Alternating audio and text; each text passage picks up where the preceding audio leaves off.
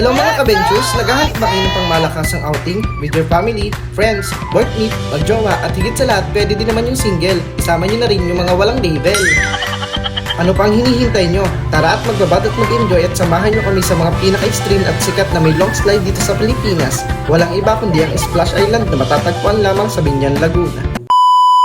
Nagmula nga pala ako sa PAMI Laguna at ilan sa mga kasamahan ko ay sa Santa Maria pa, kaya naman naghintay na lang ako sa 7-Eleven ng PAMI upang sila ay hintayin. 5 AM nga pala ang aming call time, kaya naman 4:30 pa lang ay nandun ako upang maghintay. Oo, naghintay talaga ako para sa taong hindi ako ang gusto.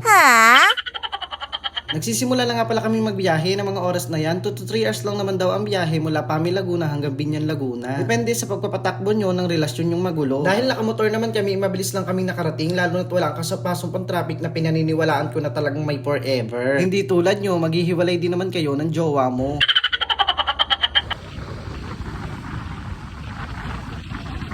At nang makarating na nga kami dito sa may Santa Rosa, Laguna, ay nag-stop over muna kami dito sa may Parisan at Tapsihan para kumain dahil ilan sa amin ay hindi pa kumakain ng umagahan. Ay, extra rice lang ako isa. Umorder nga pala ako dyan ng tapa with egg at isang extra rice. Perfect na perfect ito para sa aking umagahan. Kumain na nga daw kami ng marami dahil konti lang ang dala naming pagkain dahil biglaan nga lang ito at wala sa plano. After nga namin kumain ay nag-proceed na ulit kami upang magbiyahe dahil diretso na nga daw pala kami nito sa Splash Island. Ito na nga pala ang labas at grand entrance ng Splash Island. Baaliwalas ang lugar at malinis. Hindi katulad mo na nagmamalinis. Huy! Charot!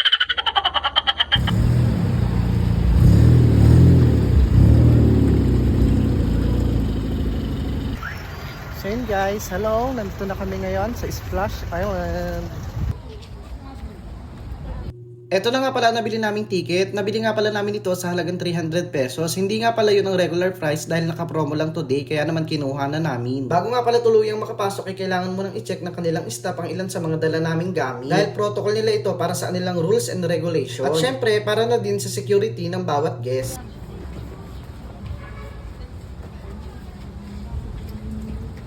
Ito nga pala ang mga schedule nila sa bawat araw ang pagpunta dito sa Splash Island dahil minsan ang nagiging opening nila ay 9 AM, 10 AM at 11 AM. At hanggang 4:30 to 5 PM nga lang pala sila ng hapon, kaya naman wala silang night swimming. Kaya naman i-enjoy nyo na pag kayo ay nakapunta na dito. Dahil for sure, mapamatanda, bata, may ngipin o wala at higit sa lahat may jowa, talaga namang mag-i-enjoy. Dagdagan pa ng ilang activity nila na nandito sa Splash Island. Ay, kaway!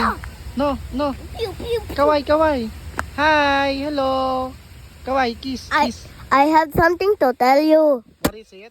Oh. Pagkatapos nga naming mailagay ang aming mga gamit ay agad kaming dumiretso dito sa may Balsa River kung saan ito ay ang may running water na iikot sa buong resort upang ikaw ay makagala at makapag-relax habang natutulog na nasa timbulan kapag ikaw ay pagod na sa buhay at hindi ka na kayang ipaglaban ng iyong taong mahal. For today ay nag-aantay sila ng timbulan. Nag-aantay. Tagal ng timbulan. May waterfall soup. Timbulan agad tayo, mababasa agad tayo. Ako madalas po kayo. Kaya pala. Hi kuya, kaway ka naman. Hello. After nga namin doon ay napadpad kami dito sa may souvenir shop para sa mga gusto pang maalala kung paano kanya pinaasa. At higit sa lahat ang mapa para hanapin kung saan ka nagkamali at nagkulang. At eto na nga pala ang aming team na susubok at sasabak sa mga slide dito sa Splash Island.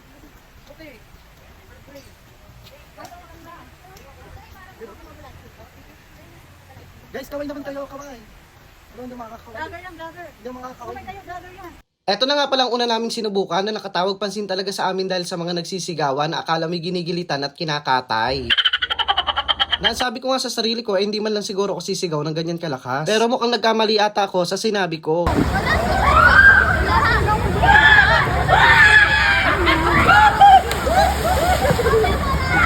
Athena, yun o.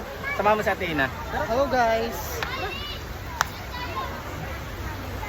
Let's go. Tara, saan tayo? Bago ka nga pala umakyat dito ay kailangan mo munang kumuha ng timbulan dahil sariling sikap nga pala ang dapat mong gawin upang ikaw ay makapag-slide sa taas dahil no timbulan, no slide lang naman. May mga ilan pa nga sa mga kasamahan ko natatakot kasi laki nila yung timbulan. First time daw nila sa ganyang kataas na slide kaya naman ngayon lang nila mararanasan.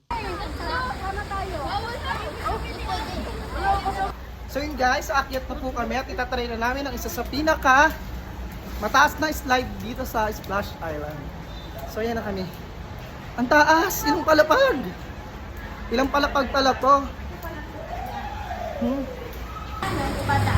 Ah, ibang daan. Hindi dito. Hindi pala dito yung pinakamataas. Hindi, dito nga. Ikaw na. Ano nararamdaman mo, Macy? Ano nararamdaman mo? Bitayo mo. Ay, takot ako sa matataas. Jebs, ano? Kaya? Aya! May nagdadala ng cellphone sa slide? Ano?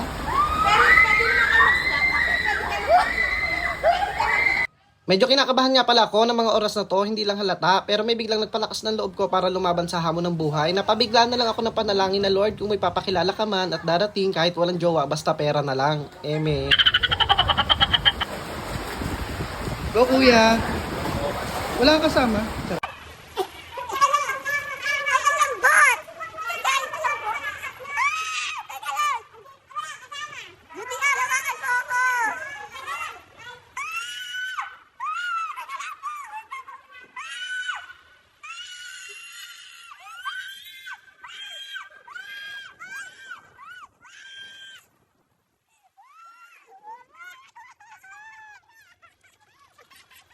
Ano nangyari?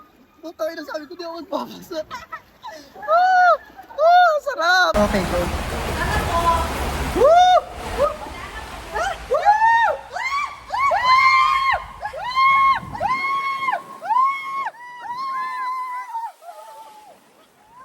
Parang mahuhulog.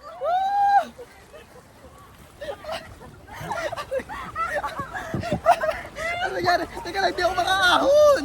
Hindi ako makaahon! Dahil nga enjoy ang slide na yun ay nag-request ako ng mas mataas na pangarap para sa kanya dahil hindi ko aramdam kung paano niya ako pinaas at niloko dahil sa sinabi niyang babayaran niya ako sa kanyang utang. Huy! At nakakatuwa naman dahil meron kaming nakasama na anak ng aking bossing na nag-follow daw sa akin dahil natutuwa daw siya sa aking mga video kaya naman todo pasalamat ako sa kanya dahil pinalo daw niya ako sa aking page na J Ventures. Kaya naman, ikaw, baka naman. At ayun na nga guys, dito nga kami napadpad sa May Do Supreme kung saan nandito na talaga ang ilan sa pinaka-extreme at matataas nilang slide dito sa May Splash Island. At ito na nga sinunod namin ang mga color rainbow na tulad ng violet, blue, yellow, and orange. Sarap!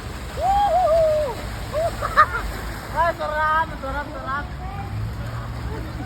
Kailangan mo nga din pala kumuha ulit ng ganyang bagay. Hindi ko alam kung anong tawag dyan. Basta yung hawak ko na yan ang kailangan yung dalhin para kayo ay makapag-slide ulit sa taas.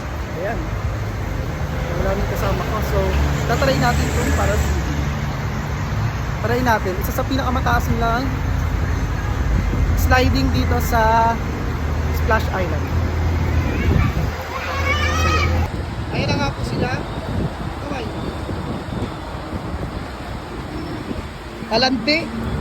So yun guys, sa paggamit nga pala niyan at kailangan mo munang dumapa, lumuhod at tumihaya, hindi joke lang, dumapa lang, tapos nakakapit ang magkabilang kamay sa gilid at kailangan ito ay nakaangat. Dahil kung hindi daw ito iaangat ay maaari kang tumigil at tumistak sa gitna, kaya naman sundin ang tamang proseso ng pag-slide dahil ibibriefing naman kayo ng lifeguard sa taas bago kayo pakawalan, hindi tulad ng ex mo na bigla ka na lang iniwan. Uy. Pero dahil marupok ang nilalangkay, lahat ng advice sa'yo ay hindi mo susundin at papakinggan kasi umaasa ka sa pinangako niya na babalikan ka pa. Uy. Guys, sa mga magdadala nga pala ng cellphone sa pag-slide sa pagbaba, huwag nyo nang tangkain at subukan. Huwag nyo na akong gayahin dahil munti ko lang naman siyang mabitawan kasi malakas ang impact once na pumadyak ka na pababa. Buti na lang at naigpit akong humawak sa bagay na aking iniingatan. Kaya naman ikaw, pag napunta ka sa akin ay bahala ka dyan. Go! Go!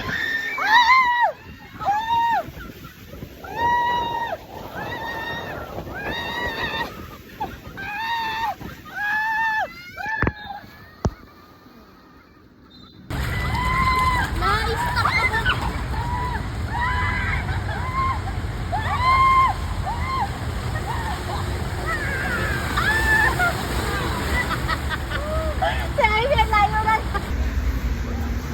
Hi po.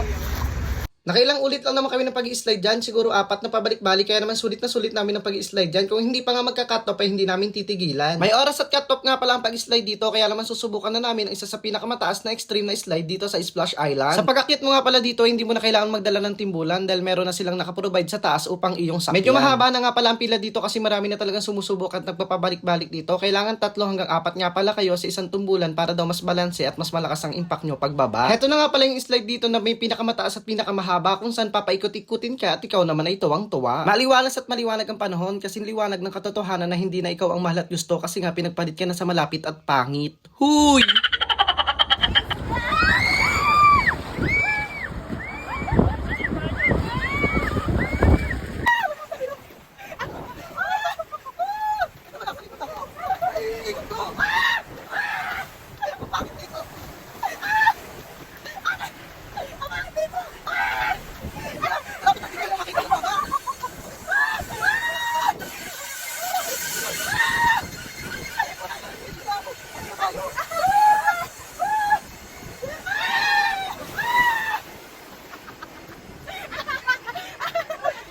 Hindi mo na ako pinahikot. Dahil nga hindi pa ako nakontento ay pinilit ko ulit po mga luwa kaya naman nawasak na ang pinakaiingatan kong puri. Este yung pantalon ko. Buti na lang at nakacycling ako kaya naman ready to go. Si Marisa na lang.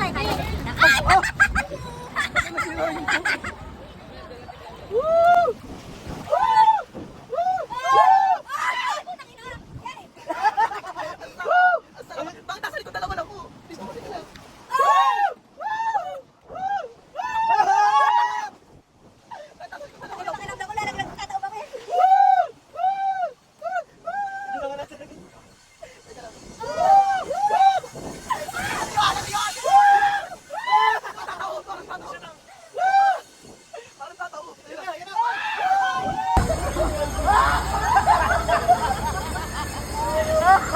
Ano nangyari kay Macy? Bakit gumagapang? Bakit gumagapang?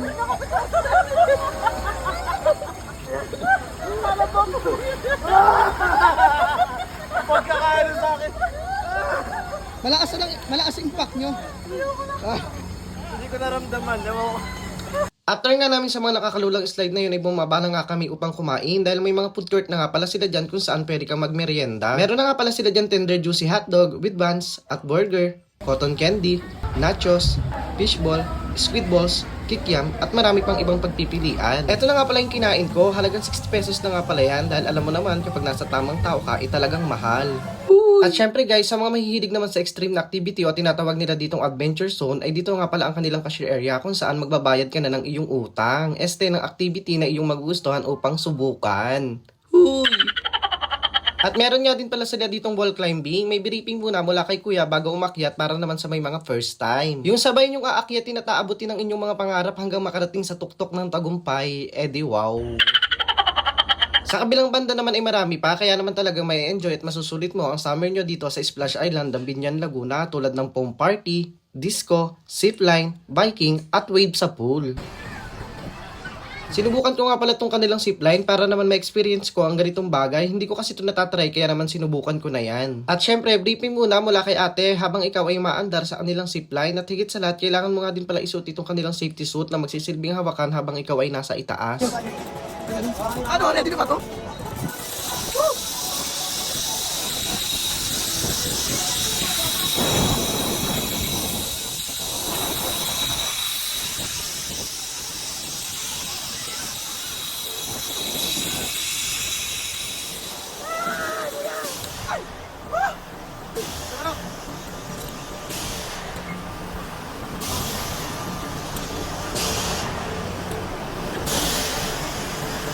At para naman sa may mga dalang chikiting, talagang may enjoy din nila sa part nito kasi naman mababaw lang yan at merong playground sa gitna ng pool na halos may enjoy din namin dahil sa ganda ng lugar at malamig din naman ang kanilang tubig. So ayun guys, maraming salamat sa pagsama sa aking adventures for today's video dito sa Splash Island, Dambinyan, Laguna. For more tips and advice, please follow my page. Thank you for watching. Ingat!